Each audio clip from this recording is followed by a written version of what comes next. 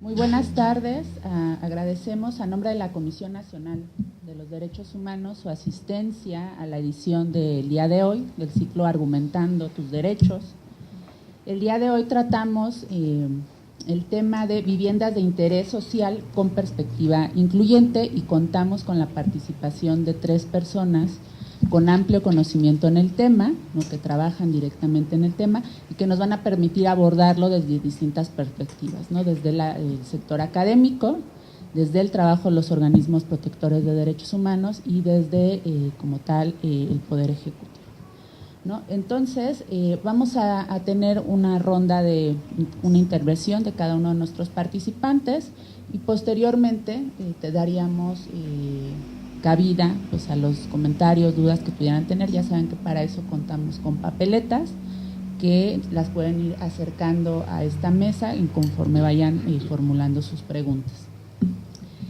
Iniciaríamos con la participación del arquitecto maestro Roberto Eibenschus. Disculpe si lo pronuncié bien, maestro. Eibenschus. Muy bien. Arquitecto y maestro en urbanismo por la UNAM, con especialización en estudios urbanos en Holanda. Tiene una amplia trayectoria, es investigador y profesor, miembro del patronato de la Universidad Autónoma Metropolitana, donde fue director y fundador de la División de Ciencias y Artes para el Diseño, rector de la Unidad Xochimilco y coordinador del programa de investigación metropolitana. Ha tenido también una destacada participación en el sector público. Solamente mencionaré que fue secretario de Desarrollo Urbano y Vivienda del Gobierno del Distrito Federal del 1997 a 2000. Y bueno, ha desarrollado numerosas publicaciones en la materia, ¿no? Entonces, con él iniciaríamos esta intervención y yo les agradezco mucho su atención.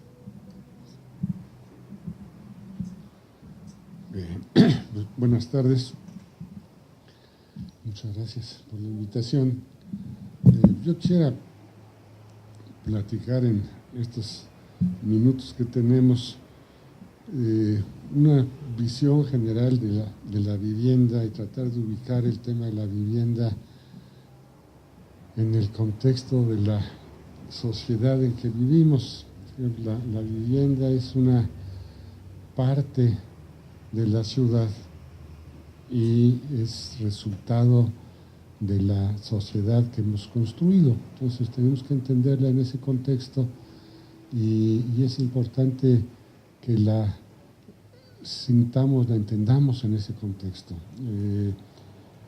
Últimamente, en los últimos años, hemos construido una concepción bastante artificial de la vivienda. Hablamos de un sector de la vivienda y hemos aislado a la vivienda de su contexto. Y es importante retomarla y reinscribirla dentro de esta concepción de la ciudad y de la sociedad.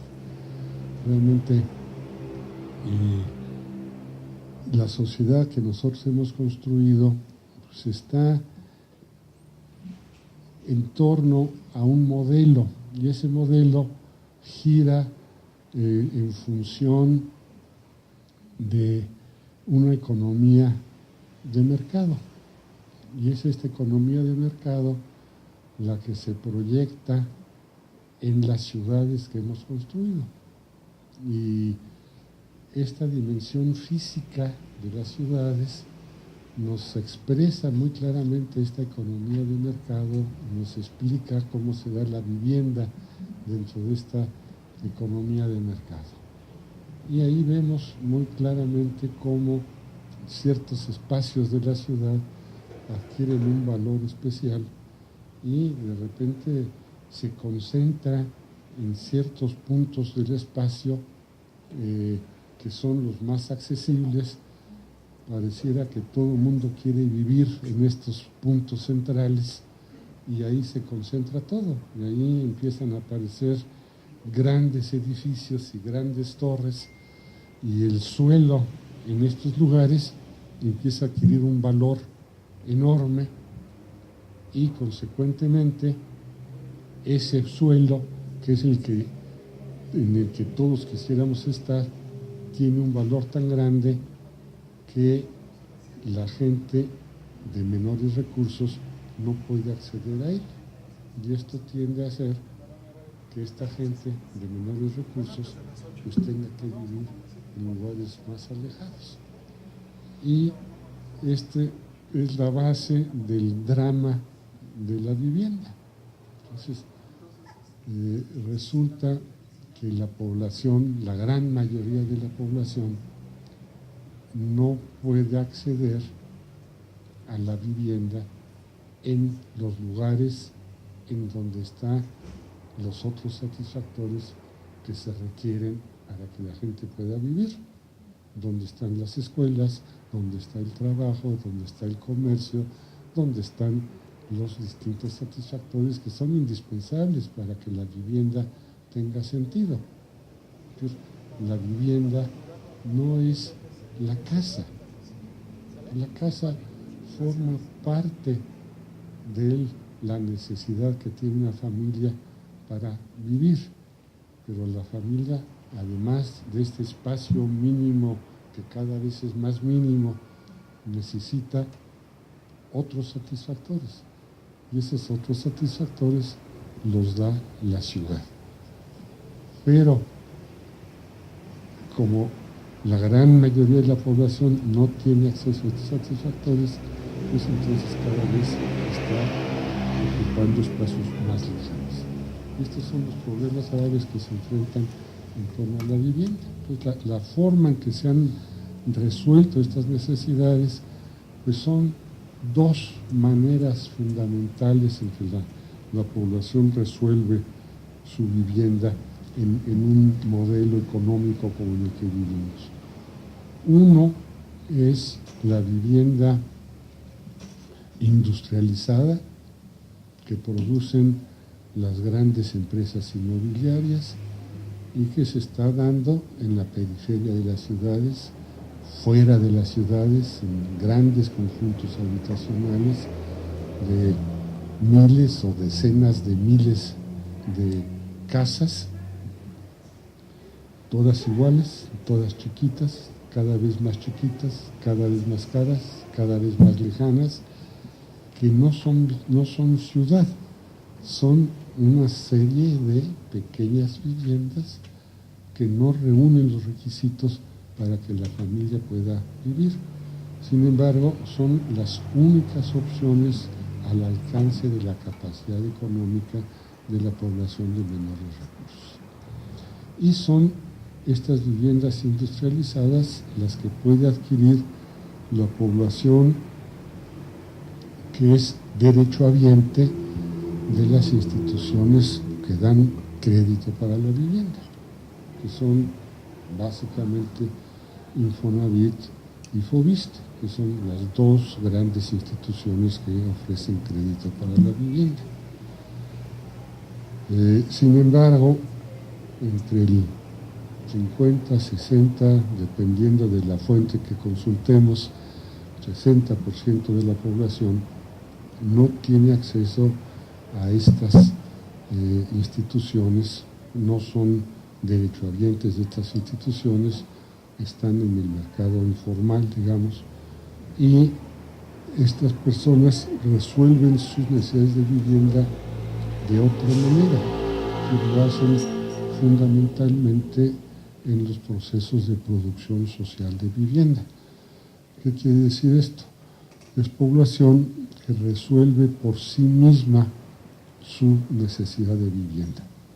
Lo hace con procedimientos de autoproducción o con la producción de operarios en donde la propia población hace la gestión de su vivienda. El problema en este procedimiento, que es bastante eficiente, es un procedimiento en donde normalmente la población no recurre al crédito porque no hay crédito para esta población. Las instituciones de crédito no están dando crédito. Conavi tiene alguna línea, seguramente aquí el licenciado nos va a hablar de sí las líneas que ya empieza a haber de crédito para producción social de vivienda asistida, aunque son todavía muy limitadas, pero normalmente esta población resuelve su problema a base de ahorro y va a través del tiempo resolviendo sus necesidades. El problema es que toma 10, 12, 15 años en resolver su necesidad de vivienda. Y lo hace de manera progresiva.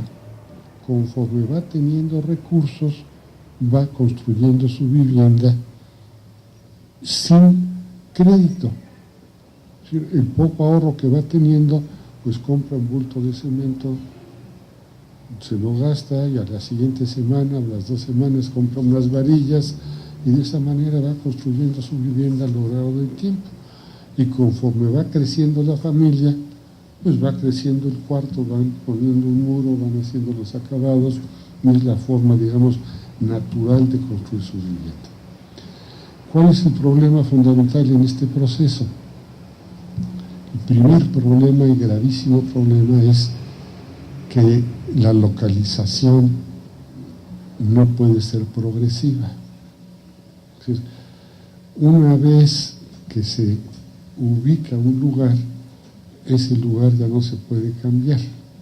Y una mala localización perdura para el resto de la historia. Y la localización está determinada por el mercado, básicamente por el costo del suelo.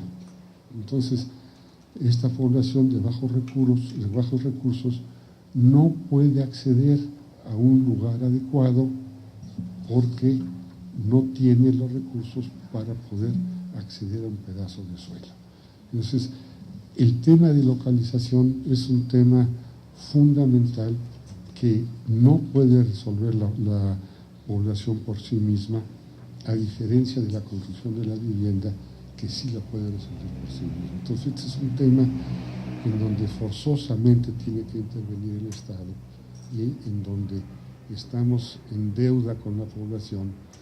Y esto explica el por qué los asentamientos irregulares, por qué la población está lejos de la ciudad, por qué se invaden los ejidos, por qué hay población que está en los cauces de los ríos, por qué están en las pendientes que están sujetas a estar en zonas peligrosas, donde puede haber deslaves, donde puede haber derrumbes, simplemente porque ahí es donde pueden comprar un pedazo de tierra, donde pueden establecerse a un precio que pueden pagar. Esta situación no está resuelta en la legislación, y esto es lo que después se mantiene por el resto de la historia. Las viviendas se pueden ir resolviendo, y lo que hemos visto en el tiempo es que las viviendas que la gente construye poco a poco son viviendas que a lo largo del tiempo suelen ser incluso mejores que las viviendas producidas por las empresas inmobiliarias. Estas viviendas producidas industrialmente no pueden crecer, son viviendas de 40 metros que están pegadas una a la otra, ya no tienen para dónde crecer. Las viviendas que construye la gente, pues aunque se ven feas, van creciendo, tienen un cuarto y luego tienen otro, y después de 10 años pues ya es una vivienda de 3 o 4 recámaras completa con todas las facilidades, y son recámaras de 4 o 5 metros por cuarto. Entonces, el problema está en la localización fundamentalmente y en la infraestructura para que estas viviendas puedan desarrollarse. ¿Cuál es la forma en que se pudiera resolver estos problemas que se plantean para la población de bajos recursos? Bueno, hay mecanismos, hay instrumentos que se pueden ir planteando y que algunos de ellos están ya incorporados en la legislación, hay otros que hay que ir creando. Son instrumentos que pueden ayudar a que las cosas funcionen mejor y que vayan cambiando esta situación. Básicamente son instrumentos que tienen que aplicarse al suelo. Hay instrumentos fiscales, instrumentos que nos pueden ayudar a prever, instrumentos que pueden adelantarse a la ocupación ilegal del suelo. ¿Sí? Hay que generar reservas territoriales, hay que generar posibilidades de que la gente se asiente en lugares adecuados, tener planes de desarrollo urbano que nos indiquen los lugares adecuados, generar las reservas correspondientes en los lugares adecuados para que la población, con los recursos que tiene, pueda acceder al suelo y irlo pagando con el tiempo, igual que paga una vivienda a 30 o 40 kilómetros de distancia, que puede ir pagando el suelo, ir construyendo su casa con crédito suficiente y con asesoría para irla construyendo con el tiempo. Digamos, hay posibilidades si el gobierno está decidido a enfrentar el problema antes de que ocurra y no a seguir después del niño ahogado, regularizando situaciones ilegales y tratando de resolver las cosas cuando ya sucedieran. Es decir, yo no quisiera extenderme demasiado. Lo que quiero decir es, si queremos realmente resolver los problemas de la gente, lo que tenemos que hacer es adelantarnos al problema, entender que tenemos que trabajar con la capacidad económica que tiene la población, encontrar los espacios dentro de la ciudad ya construida y dar los elementos para que la población pueda acceder a estos espacios con los recursos que tiene y, por parte del Estado, apoyar con la asesoría y con el crédito de acuerdo con la capacidad económica que la propia población tiene.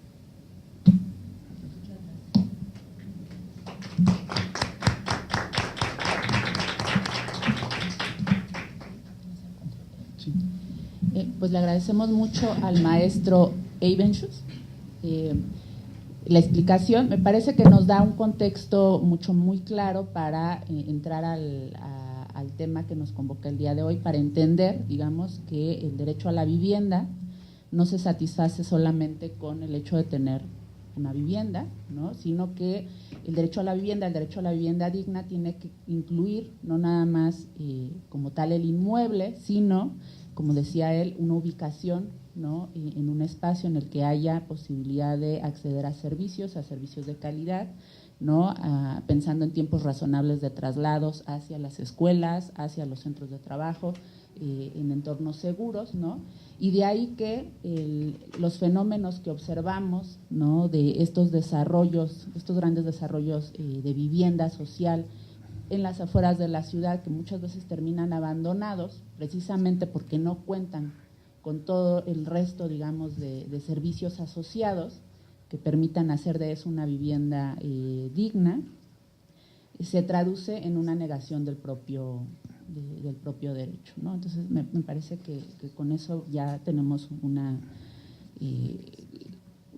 panorama mucho más claro del tema que estamos abordando el día de hoy. En segundo lugar, tendríamos la intervención del arquitecto Andrés Balcázar, es de la Casa, ¿no? Es compañero de la Comisión Nacional de Derechos Humanos, es director de Atención a la Discapacidad y también tiene una larga trayectoria como consultor internacional en temas de discapacidad y accesibilidad. Entre sus últimos proyectos se encontró el desarrollo de una aplicación móvil para evaluar la accesibilidad de edificaciones en 2008, participar en el desarrollo del Código de Diseño Universal para el Estado de Kuwait, entre otras cosas. Tiene una amplia experiencia en los sectores público, privado y social, tanto en México y en el extranjero, en temas de evaluación de accesibilidad, estudios, capacitación, desarrollo de políticas públicas en materia de discapacidad, ¿no? Entonces, pues yo le daría la palabra a él en este momento. Muchas gracias. Muchas gracias por estar aquí, a los compañeros del Presidium también por su presencia, por tomarse el tiempo en esta lluviosa tarde. El tema es vivienda de interés social con perspectiva incluyente. Primero que nada, ¿de dónde vengo? Nosotros, el área de donde estoy, somos el mecanismo independiente de monitoreo nacional de la Convención sobre los Derechos de las Personas con Discapacidad. La Convención de Naciones Unidas en esta materia dicta que el Estado, que es parte del instrumento, tiene que tener un mecanismo de coordinación, que es el gobierno federal, y la CNDH, como institución de derechos humanos, es el mecanismo de supervisión de este instrumento, y esto es algo novedoso que ningún otro instrumento de derechos humanos tiene. No, la Convención del Niño, de la Mujer, de la Tortura no tienen estos dos instrumentos, y bueno, es algo novedoso, y todavía incluso nosotros mismos estamos viendo cómo tenemos que actuar en consecuencia. Además, todo es un marco. Nosotros somos el mecanismo independiente nacional, pero coordinamos a los otros organismos estatales de derechos humanos. ¿Qué hacemos? Hacemos protección, promoción y supervisión de los derechos de las personas con discapacidad. Promoción es un acto como este, venimos y hablamos sobre los derechos de las personas con discapacidad. Protección es lo que hace la CNDH en su conjunto, dando orientaciones, quejas y sobre todo las recomendaciones cuando se comprueba una violación a los derechos. Estamos empezando a hacer supervisión, era lo que no habíamos hecho, y entonces es lo que voy a hablar un poquito aquí en esta supervisión, no solo de discapacidad, sino también de otros temas que tienen que ver con lo que sería una vivienda incluyente. Esas dos laminitas son de donde vengo. Tenemos una agenda mundial, objetivos de desarrollo 2030, que bueno, no se ven bien ahí, no sé si los ven bien, pero bueno, son guías para los estados, todos los gobiernos que dicen que tenemos que procurar acabar con la pobreza en esta materia, pues que haya vivienda digna, ciudades vivibles. Hay una nueva agenda urbana que salió apenas el año pasado, es la primera que incluye el tema de discapacidad y accesibilidad como una política, y es algo novedoso además porque antes no existía en todos los congresos ONU Habitat, nunca se había mencionado el tema, ahora se metió y aparece mencionado muchas veces como requisito indispensable ya para que las ciudades sean realmente vivibles y se respeten los derechos de todos. Bueno, pues las personas con discapacidad tienen que estar involucradas. ¿Pero a qué nos referimos con vivienda incluyente? Afortunadamente, le comentaba yo hace rato que el cartel donde se promocionaba el evento no tenía una sillita de ruedas, porque cuando hablamos de vivienda incluyente tenemos que pensar en muchos grupos, muchos colectivos. Mujeres, sí, personas con discapacidad, pero también personas mayores, la población LGBT, la población indígena, entre otros. Todos ellos tienen derecho a una vivienda digna, incluso personas de diferentes religiones, en fin, hay todo ahí un problema cultural en cómo viven distintas personas. Mencionaron rápidamente algo de mi currículum. Yo estuve 2 años viviendo en el Medio Oriente, 1 año en Arabia Saudita y 1 año en Dubái, y pues las viviendas allá son totalmente distintas a lo que pensamos aquí. Entonces también hay un componente cultural en el desarrollo de las viviendas. Pero aquí vamos a hablar de vivienda social en México, ¿no? ¿Qué se necesita? ¿Se necesitan adecuaciones especiales para todos estos grupos? Sí, sí se necesitan. ¿Y la producción total actual de vivienda los proporciona? No, no los proporciona. ¿Por qué? Porque ¿qué se necesita? Al interior de la vivienda necesitamos áreas mínimas, espacios y distribución, necesitamos mobiliario y accesorios, necesitamos materiales específicos, necesitamos que haya circulaciones. Bueno, ya mencionaban que cada vez la vivienda industrializada es más chiquita, anda ahorita como en 40 metros cuadrados, y ahí pues simplemente no puede una persona en silla de ruedas habitar. Ya si quitamos silla de ruedas y ponemos otros tipos de discapacidades visual, auditiva, pues sí, pero hay datos por ahí que dicen que la población de México y el mundo está envejeciendo. Entonces vamos a llegar a ser muy viejos en unos espacios muy mal diseñados. Sí, efectivamente la autoproducción de vivienda muchas veces es de mejor calidad que la que se produce de forma masiva, ¿no? Y si nos vamos a vivienda social, que es la de menos espacio, hay esfuerzos, pero se carece de lo mínimo indispensable para proporcionar lo que necesitan todos estos grupos que tienen que estar incluidos. Al interior de la vivienda, le digo, es la área mínima, espacios. Encontré que el Coneval tiene algunas cifras que están incluso en una página del gobierno. El Coneval dice que 2.5 millones de viviendas en el país existen, donde habitan 10 millones de mexicanos en hacinamiento e inseguridad. Hay un programa, bueno, no sé si todavía sigue o no, cuáles son los datos, un espacio más, un cuarto más, algo así se llama, donde se busca terminar con el hacinamiento en el que muchos de los mexicanos viven.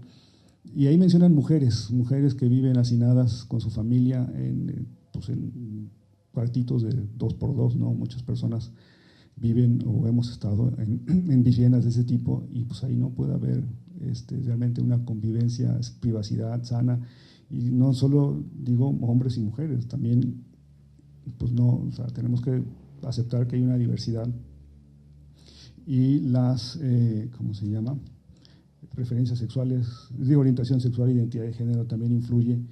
Y estaba yo, bueno, para esta plática viendo que es un problema mundial, realmente la población LGBT está envejeciendo y que pues, no tiene vivienda donde pasar sus últimos años de vida, o bueno, que es un problema sobre todo para la vivienda social. Pero al interior, en el conjunto habitacional también hay mucho, y sobre más, no solo en la vivienda afuera, sino adentro, sino afuera también, desde el pueblo el reglamento del condominio, que toma en cuenta toda esta diversidad, que las áreas comunes sean accesibles y no nada más para personas con discapacidad, para adultos mayores, para mujeres y familias con hijos, la señalización, sobre todo familias no tradicionales. O sea, actualmente la vivienda en México y en muchos países, no nada más aquí, se vende para la familia tradicional, que es una señora, un señor e hijos, pero pues cada vez esa familia en la práctica está cambiando y es muy, muy, muy diversa, ¿no? O sea, puede haber 2 mujeres, 2 hombres con hijos. Ahora cada vez hay más legislación más abierta donde se está pugnando porque puedan adoptar. En fin, entonces la sociedad ha ido cambiando mucho más rápido que lo que pueden hacer toda la legislación y normativa existente. Iluminación es un tema de seguridad para mujeres, para adultos mayores. La conectividad, lo que mencionaba el profesor Evenschutz, pues a lo mejor una casita está bien diseñada, pero si está a 30 kilómetros de la ciudad y nada más tengo una línea de autobús suburbano que pasa por ahí y si no tengo auto no puedo salir. Es un tema recurrente, la ubicación de la vivienda. A mí me consta que la CONAVI tiene muchos años, al menos 3 sexenios ya impugnando porque haya vivienda accesible. Hay normas, los desarrolladores intentan hacer su mejor esfuerzo al respecto, pero el problema sigue siendo el entorno donde están metidas las casitas y sobre todo que uno puede tener una vivienda accesible, pero si salgo y está en medio de la nada y para llegar a mi trabajo son 3 horas de transporte público y nada más para salir de mi casa a la carretera donde pasa el transporte público son como 1 hora. Entonces, bueno, ahí es donde les digo, la vivienda en México de interés social, e incluso la que no es de interés social, no es, la producción de vivienda no es incluyente para todos estos grupos. Se habla mucho de vivienda sustentable, todos queremos viviendas verdes, que no acabemos con el planeta, pero vivienda sustentable en la práctica significa que tiene que ser amigable con el medio ambiente, pero casi muy poco se habla de que tiene que ser sustentable para la propia persona que la va a habitar, ¿no? Sobre todo en México, otros países sí tienen la economía para que una persona se vaya moviendo. Uno es joven y tiene una casa, se casa, compra otra casa más grande, ya uno ya es viejo, los hijos se fueron y vive en una casa más chica. Norteamérica, Europa lo puede hacer, aquí no, aquí yo compro mi casa y es mi casa para toda la vida, ¿no? Entonces ahí llegan a vivir los hijos que no encuentran casa y ahí se acomodan todos en la misma. Entonces pues a la familia le importa muy poco si el sanitario ahorra 6 o 10 litros, ¿no? Lo importante es que la casa me sustente a mí como ser humano a lo largo de la vida. Y eso todavía no se ve aquí en México y en otros muchos lugares. Aquí todavía en nuestra economía creo que es más patente eso. He sido evaluador del Premio Nacional de Vivienda hasta el 2017, el año pasado, antepasado creo que fue la última edición. Al principio, con este tema, cuando la primera vez que me aceptaron ahí como parte del jurado, yo era el único bicho raro, me digo yo mismo, que hablaba del tema de accesibilidad. Y me consta que a lo largo de los años más de los jurados que llegaban ahí empezaron a hablar del tema incluso antes que yo abriera la boca. Entonces eso es alentador. Es alentador ver que sí se están preocupando algunos desarrolladores de todo tipo en hacer, pero falta mucho. Este es un ejemplo de vivienda 2018 de 40 y tantos metros. Lo saqué hoy de internet, así del primer desarrollador que encontré, que dice que tiene un convenio con Infonavit para hacer vivienda, incluso dice vivienda accesible para personas con discapacidad, pero bueno, pues es un ejemplo de un departamento tipo y bueno, pues los problemas ahí son enormes para la inclusión, ¿no? En el baño no cabe, la recámara tampoco, en fin, entonces hay estudios en España, no he encontrado en otro país, de la Universidad de Barcelona y del Instituto Universitario de Estudios Europeos, incluyendo una encuesta donde dicen que hacer vivienda accesible no es caro, siempre y cuando sea de más de 60 metros cuadrados. De menos de 60 metros cuadrados, ay, ya me la quitaron, porque no se puede hacer vivienda accesible, al menos ese era un estudio sobre vivienda accesible y así está, ¿no? Este es uno de los primeros trabajos de España y toman datos de otras partes. Sobre discapacidad, ¿cuál es la importancia? Bueno, esta grafiquita es del INEGI del 2010, del censo 2010, ya lo tendremos que actualizar, pero ahí dice que las personas que en México presentan una discapacidad están básicamente arriba de los 60 años, ¿no? Son hombres y mujeres, más mujeres que hombres, y hay como 5 millones, según las cifras del INEGI, que más o menos son las mismas de la última encuesta de dinámica demográfica de 2014, donde bueno, pues la discapacidad es en personas adultas. Niños en el país, hasta esos datos, eran un porcentaje muy bajo, 2-3%. ¿Cuál es el origen de la discapacidad en México? Si vemos la barrita azul, que es por nacimiento, y obviamente de 0 a 14, de 15 a 20 años, esa se identifica como la principal causa de una limitación en el país. Pero esa barrita azul va desapareciendo y las que van aumentando con la edad son la barrita roja y la barrita púrpura o morada, donde las principales causas de limitaciones que conducen a discapacidad en el país son la enfermedad y sobre todo la edad avanzada. Ese es todo otro tema, pero bueno, lo que nos dicen y las estadísticas de todo el mundo es que si bien ser viejo no significa tener una discapacidad, pues sí es un factor importante y aquí en México vamos para ser un país de viejos muy pronto y somos un país que tiene problemas de salud muy serios, tenemos diabetes, síndrome metabólico, obesidad y otras cosas que son las principales causas de muerte y enfermedad en el país y todas esas generan discapacidad si no se atienden. Entonces estamos construyendo vivienda para muchos años por venir para una población que va a ser vieja y enferma. Entonces, vivienda que no es adecuada para ellos. Aunque haya programas del Infonavit que dicen que echa la medida para una persona con discapacidad, puede llegar al Infonavit, le da un crédito extra y compra y adapta su vivienda. Hay programas de políticas públicas de que los desarrolladores hagan vivienda, cierto porcentaje de vivienda accesible o que sea adaptable. Pero, ¿qué pasa si yo compré mi vivienda hoy y no tengo ningún problema y en 50 años voy a seguir viviendo ahí y voy a tener 80 años? En una vivienda que obviamente no estuvo pensada con todas estas características, o la puedo vender, en fin.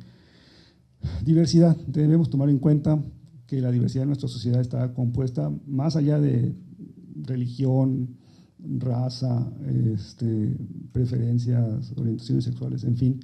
Como seres humanos todos medimos de forma distinta, todos tenemos distintas medidas, somos niños, jóvenes, adultos, viejos. Y bueno, y cuando decimos que cuando somos viejos hasta como que nos encogemos, ¿no? Dice, mi abuelita se encogió tantito, fíjate que estaba más alta ahorita. Como seres humanos, toda nuestra antropometría varía, sin necesidad de tener una discapacidad. Todos nos movemos de forma distinta, todos entendemos de forma diferente, con la edad, dependiendo si uno vive en el norte, sur, centro del país, es diferente si uno es de población indígena o no, si uno es de algún otro grupo, en fin. Todos percibimos nuestro entorno de forma distinta. Para eso hay un concepto ahora que se llama diseño universal, diseño de productos, entornos y servicios para ser usados por todas las personas al máximo posible, sin adaptaciones o necesidad de un diseño especializado. Es un concepto relativamente nuevo, está desde los 90 en México, está en la ley, está en la Comisión de Discapacidad, está en todos los programas casi del gobierno federal, pero en la práctica pues, todavía no ha sido realmente implementado. Y vivienda es un tema así, un foco rojo, porque es pues, un sector complicado, por decir lo menos. ¿Cuál es una de las primeras barreras? Porque bueno, es la pregunta, bueno, ¿y qué hacemos y qué hay que hacer? Políticas públicas, ¿no? Políticas públicas, ahí están las leyes, ahí están, la normatividad ahí está. ¿Cómo obligar a que se haga? Primero que nada, los arquitectos, y lo tengo que decir, yo también soy arquitecto, pero estos temas de derechos humanos no se enseñan en la universidad. Uno ya como funcionario público, después ya que está metido ahí en la función pública, dice, ahora tienes que respetar derechos humanos. Si no te llega una recomendación de la CNDH, caray, hay que hacer algo, ¿no? Entonces ahí cuando se descubre que existen los derechos humanos y que hay que hacer algo por eso, entonces hay un problema ahí de que las universidades mexicanas forman a buenos técnicos, pero no se les enseña para nada estos conceptos. En el caso de los arquitectos, falta formación, falta programas en universidades, existen 2 materias en la UNAM, no sé la UAM si tengo, ¿no? Pero en la UNAM hay 2 materias, una en licenciatura, una en maestría, y se acabó. Hay alguien interesado en la UNAM, el TEC tiene ahí un programa, más un TEC de aquí, Xochimilco, y ya, y párenle de contar. Una que otra universidad en el país ve el tema. Entonces no estamos formando arquitectos, y por ahí encontré que los arquitectos, sobre todo cuando son prolíficos y hacen obra, viven muchos años. Aquí, bueno, no sé si hay arquitectos aquí, pero bueno, aquí tenemos… Arriba a la izquierda está Mies van der Rohe, no se ve, pero está recibiendo una medalla del presidente Johnson en Estados Unidos en los 50 y tiene muletas, porque llegó muy viejo, vivió 80 y tantos años. Luego arriba a la derecha está Frank Lloyd Wright, que ahí no se ve tampoco, bueno, está usando bastón, igual vivió 80 y tantos años. Tenemos abajo a Michael Graves, que por una enfermedad tuvo que usar silla de ruedas, vivió hasta los 80 y tantos años. Y en México tenemos al arquitecto Ramírez Vázquez, que también vivió 90 y tantos años, creo que encontré. Y haciendo, el sexenio pasado trabajaba yo en CONADIS y fuimos a hacer una evaluación a antropología y ahí se iba a hacer algo sobre discapacidad. Estuvimos hablando con la gente de Protección Civil y nos comentaron como anécdota que llegó una de las últimas revisiones que hizo el arquitecto Ramírez Vázquez de ahí del Museo de Antropología, dijo, tuvo que bajar al restaurante y dijo, aquí se nos olvidó un pasamanos, hay que poner un pasamanos. Y así hay otros casos, ¿no? De que la profesión encargada de todo esto no está recibiendo la formación adecuada, muy poco. Entonces, todos los problemas los vemos pues ya en las obras construidas, ¿no? ¿Qué se requiere para implementar? Ese es otro tema, pero ya no me alcanza el tiempo. Yo hasta ahí lo dejaría. Muchas gracias.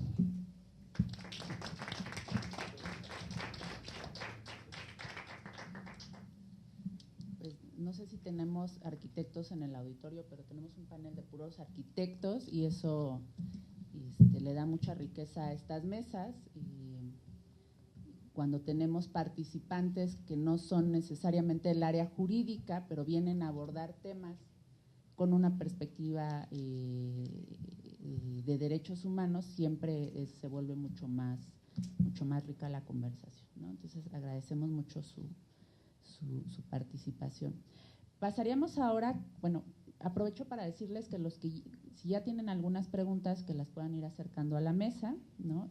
Antes de pasar para cuando terminemos las intervenciones, ¿no? Ahorita le daría la palabra al arquitecto Tomás Koteky, quien también es maestro en urbanismo por la Universidad de Ferrara, es profesor en la Universidad Iberoamericana, y ha sido consultor en materia de estrategias sostenibles con diversas instancias internacionales, como el Ministerio de Vivienda y Construcción y Saneamiento en Perú, con el Banco Interamericano de Desarrollo, en la Agencia Chilena de Eficiencia Energética, la Autoridad Nacional del Ambiente en Panamá, el Programa de Naciones Unidas para el Medio Ambiente, entre otros, ¿no? Y actualmente se desempeña como subdirector general de análisis de vivienda prospectiva y sustentabilidad de la Comisión Nacional de Vivienda, ¿no? Entonces le doy la palabra. Muchas gracias. buenas noches. Ya no le pudieron poner más cosas en el título de todo lo que colgaron en esta subdirección que ya no cabía. Porque, bueno, la CONAVI es la Comisión Nacional de Vivienda que en cuanto a funciones es la que tiene la tutela en cuanto a la política nacional de vivienda. Tiene una herramienta muy fuerte y otra herramienta medio débil, ¿no? La herramienta fuerte es la asignación de subsidios, que son muchos miles de millones de pesos, cada vez menos anualmente, que se distribuyen a personas que buscan acceder a vivienda, y las reglas cambian anualmente y entonces se tiene que ajustar y se da un subsidio para esto, se da otro para el otro, y entonces con ese subsidio se apoya a las personas para acercarse a un programa de financiamiento. Y ese creo que es el primer reto que tenemos hacia adelante en cuanto a la política de vivienda. Porque todo lo que hace el subsidio que tenemos ahorita es acercar a un proyecto de financiamiento. Y ahorita existe una tendencia global que busca que cada vez haya más dinero bancarizado en hipotecas, porque es más seguro, porque es menor riesgo como inversión, y entonces la casa, y hay que, bueno, y sabemos todo el mundo lo que significa la casa, y pues un par de cosas que se han dicho en esta mesa. Y creo que esas son otras cosas que nos generan un problema. No somos piedras, ¿no? Somos personas. Y las personas crecen, cambian, evolucionan, y las necesidades que se tienen en diferentes momentos de vida van evolucionando, ¿no? Cuando eres joven, quieres vivir con tus amigos en uno de estos nuevos conceptos de co-living, te mudas con todos tus amigos en un departamento en la colonia Roma, donde en la parte de abajo hay un antro, en la esquina hay un Oxxo, a 3 cuadras hay unos tacos, y entonces es el ideal de vivienda, y pagas 2,000 pesos de renta por un cuarto que compartes con tus amigos y cocinan juntos, si es que cocinan, ¿no? Después conoces a tu novia, quieres un poco de privacidad, te mudas a otro lado. Tercero, familia, vas creciendo, se necesitan otras cosas y eventualmente envejeces, porque sí, todo el mundo vamos a envejecer, y no necesitas ya al lado la universidad o el trabajo, necesitas al lado un hospital. Entonces, este tema de inmovilidad por culpa de la vivienda es uno de los retos más grandes que tenemos que enfrentar. No necesariamente es un tema económico.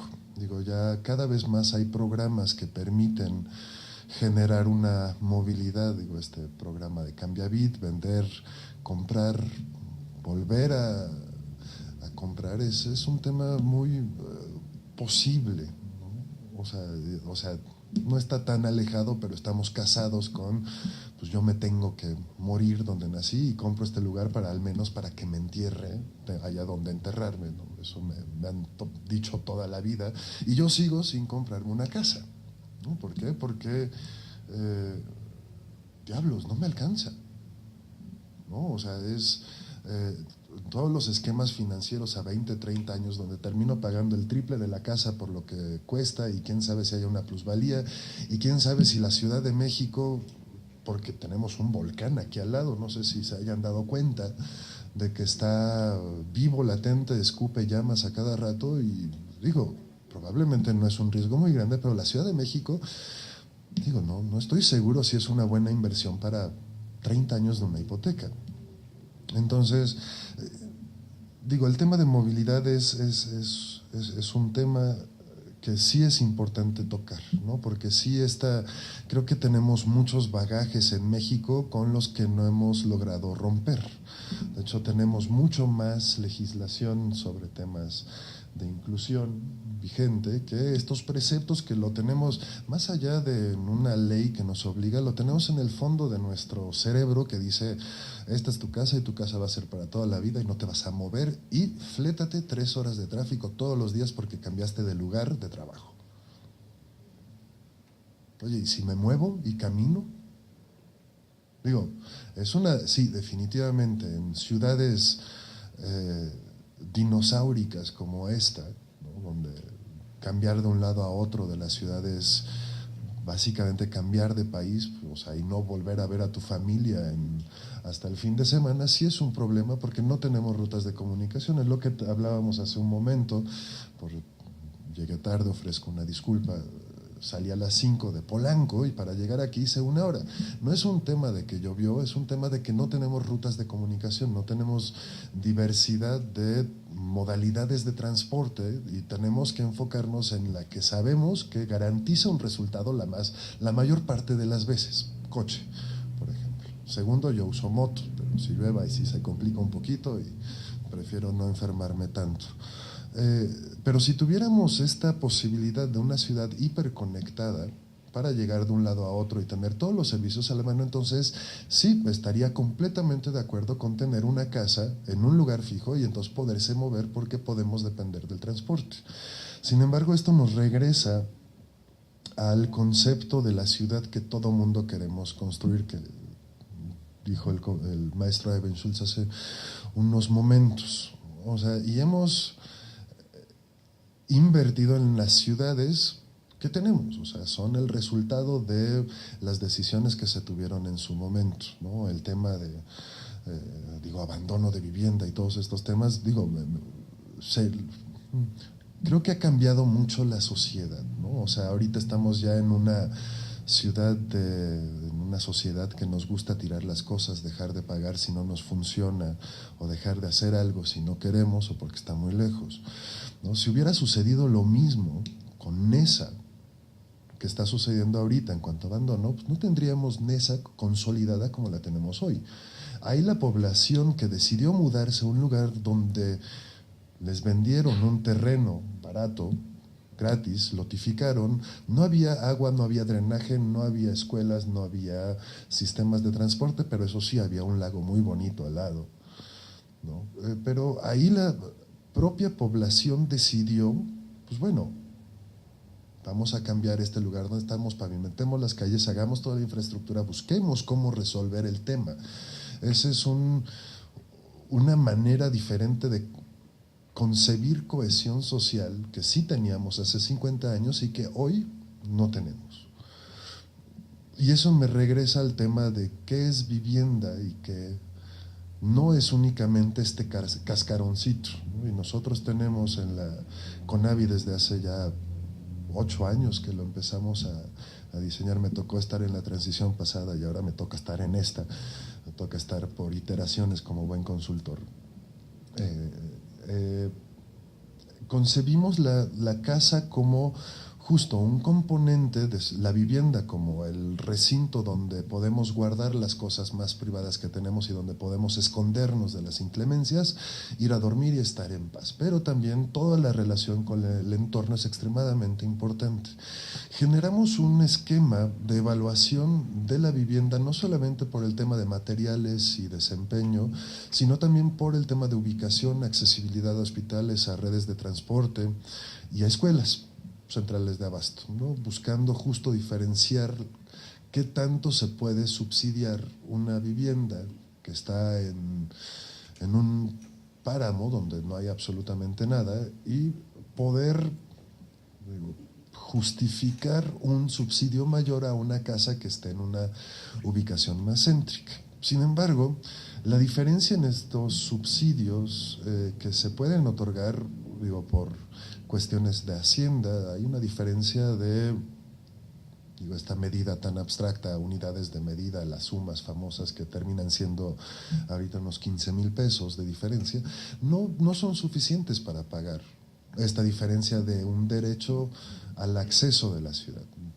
Tenemos que generar mayores dinámicas para pagar esta diferencia, porque las diferencias son extraordinarias, ¿no? Con el tema de los perímetros de contención urbana, donde fuera de este corralito no puedes construir o no se asigna subsidio a personas que quieran comprar una vivienda lejos porque no es viable, no es tan grande con respecto a lo que podríamos pagar en la zona centro.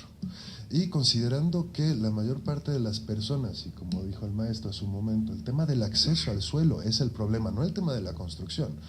Eso, está relativamente sencillo, es fácil poner un ladrillo sobre otro para que no se caiga. Bueno, podría ser definitivamente siempre mejor, pero se puede, ¿no? Lo tenemos más o menos controlado. El tema es cómo garantizamos que en la misma zona de Reforma, en la parte de al lado, obliguemos una construcción donde el 20% de los departamentos tenga una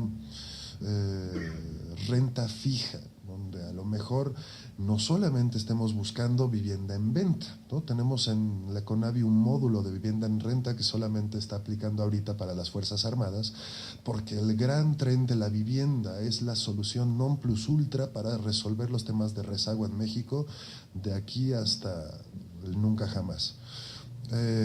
Pero no, hay otras soluciones que se pueden realizar, soluciones habitacionales que no necesariamente son finales, pueden ser temporales. Digo, uno de los errores más grandes que yo veo es vender una casa. Digo, Infonavit le vende viviendas a quien tenga la mayor cantidad de puntos, que tenga una subcuenta, que sea lo suficientemente joven para poder pagar la hipoteca antes de morir, ¿no? Y asegurar que se repague. Entonces, eso lo podemos ver en personas muy jóvenes. Son familias, núcleos familiares de 2 personas, a lo mejor con 1 o 2 hijos, algunos casos con más, que estamos buscando también ese tema de asegurar la calidad de vida con familias pequeñas, ¿no? Donde se les entrega una casa donde pudieron comprarla, donde el suelo fue barato, y a lo mejor esa persona no necesita ahí esa casa. A lo mejor necesita una casa temporal para los próximos 5 años en lo que se profesionaliza. Puede tener un incremento salarial o asegura un tipo de trayectoria económica diferente y puede acceder a una casa diferente. Y entonces, bajo la modalidad que tenemos, sí se podría subsidiar ese fragmento de renta o fortalecer segmentos de construcciones de viviendas donde se permita ese tipo de soluciones temporales, anticipando una compra mucho más bien ubicada o de mejor calidad o de mayor tamaño, dependiendo del tipo de familia que quieren. Digo, esa es otra cosa, ¿no? El tema del tamaño de la casa, ¿no? O sea, todo el tiempo luchamos contra la casa pequeña, ¿de acuerdo? O sea, una casa pequeña, el tema mínimo que tenemos a nivel federal, 42 metros, digo, en algunos casos 40. Sí, definitivamente es pequeño para una familia de 4 o 5 personas. Pero, ¿qué pasa con todos estos diferentes procesos de evolución social que tenemos? Divorciados, divorciadas, madres solteras, que no necesitan todos tener 2 cuartos. Yo vengo de Polonia, mi tío fue feliz en una casa de 35 metros cuadrados, en un departamento de esos que consideramos horribles, en edificios de 10 pisos de alto sin elevadores, y vivió ahí hasta que murió hace unos 5 años, a la edad de 86 años, subiendo 5 pisos, caminando.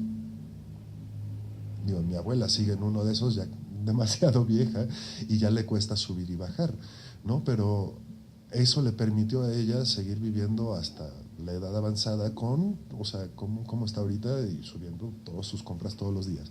Entonces, yo creo que no necesariamente es un tema de cuántos metros cuadrados hay, sino un tema de que el desarrollo de la vivienda debe de ser mucho más específico de lo que es hoy, ¿no? O sea, tuvimos una época donde tuvimos que asegurar un volumen para evitar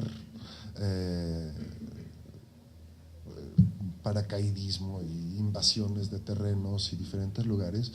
O sea, creo que hoy tenemos empresas suficientes, me encantaría creerlo, donde podríamos personalizar cada vez más la vivienda y flexibilizar los reglamentos, ¿no? Porque a nivel federal no lo podemos hacer. Digo, somos demasiado grandes, demasiado arriba, la federación, estamos demasiado lejos de una persona como tal.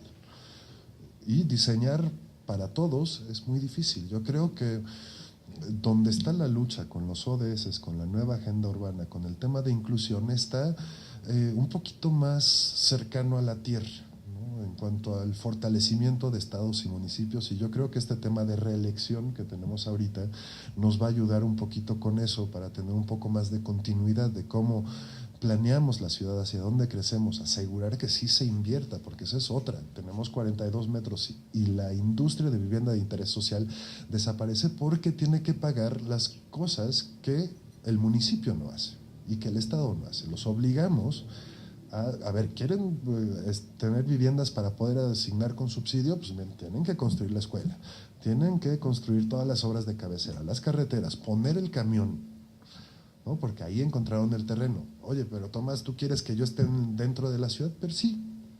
Bueno, consígueme tierra, que me reditúe el costo de inversión y yo pueda seguir teniendo utilidades. A ver, sí, el perverso capitalismo, de acuerdo, sí, podemos bajar los medios y asegurar que haya una utilidad menor, de acuerdo, pero tenemos que, creo que, poner todos un cachito de nuestra parte. Y no creo que sea suficiente el obligar y seguir poniendo más candados en una vivienda masiva de interés social que desaparece sin poner algo de parte del Estado, pero del Estado en su integridad, como Estado federal, estatal y municipio, donde hay oro molido en cuanto a tramitología, en vez de pasarte 2 años pidiendo un permiso, 3 meses. O las trámites de impacto ambiental a nivel estatal, qué sé yo, diferentes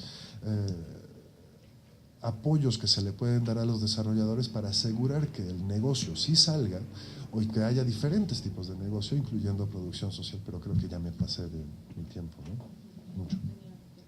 Ok, bueno, pero bueno, como dice el maestro Edwin Schultz, esto se puede seguir platicando durante meses, ¿no? Y podemos seguir debatiendo para poder ver de qué manera, pero lo que sí definitivamente es que la manera en que está estructurado el gobierno, no solamente a nivel federal, sino el aparato de Estado como tal, no tiene la celeridad suficiente para alcanzar transformaciones radicales de manera muy pronta, ¿no? Entonces creo que sí valdría la pena el asegurar que existan dinamismos mucho más acelerados para asegurar de que haya una confluencia de todos estos resultados, ¿no? En Alemania planean a 10 años, ¿no? Y entonces hoy pusieron un granito de arena y en 10 años ya está seguro y toda la política se volcó hacia un lado y hay una transformación, ¿no? Aquí, con los constantes cambios que tenemos de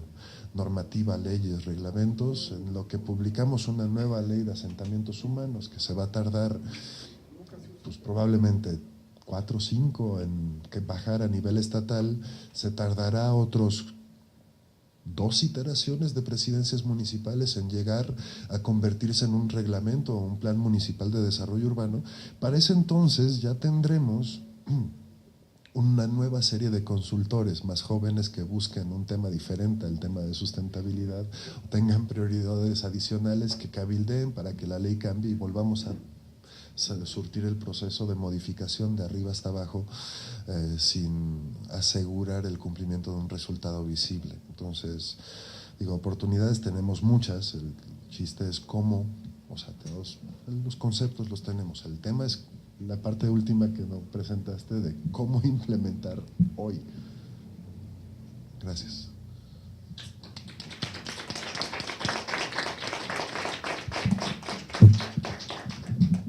Muchas gracias por su intervención. Efectivamente, me parece que se aporta también al debate el tema un poco de la necesidad de tener una mayor número de opciones, creo, y de flexibilidad para las distintas aspiraciones que pueden tener las personas en términos de vivienda, ¿no? No todos estarán aspirando a ser propietarios, ¿no?, de la gran casa, ¿no? Habrá gente que esté muy cómoda como yo en un departamento en el centro de la ciudad, ¿no? Aunque eso implique no tener una vivienda mucho más amplia, ¿no? Pero uno tiene ciertos satisfactores, ¿no? Y la ubicación para ti es lo especial, ¿no? Y dices, trabajo en el sur, pero no me voy a mudar al sur, porque lo que me da a mí la ubicación en el centro de la ciudad es lo que ahorita yo requiero, ¿no? Entonces, pero lo que pasa es que de repente lo que tenemos es una falta de flexibilidad y de opciones que se acomoden a las distintas necesidades que tiene la persona en los distintos momentos de su vida. ¿no? Parece ser que de repente son como dos opciones, ¿no? Eres el que eternamente renta o en algún momento pasas a ser propietario, pero no se ven como muy claras estas opciones como intermedias, ¿no? Donde puedes transitar a lo mejor de un estatus al otro y luego a lo mejor regresar en función de las necesidades que tienes en un momento determinado, ¿no? Eso me parece muy interesante, ¿no? Entonces, para terminar, yo le agradezco la participación a cada uno de los invitados y le entrego a nombre de la Comisión Nacional de los Derechos Humanos y de la doctora Julieta Morales, directora del centro, un reconocimiento por su participación. Muchas gracias al maestro.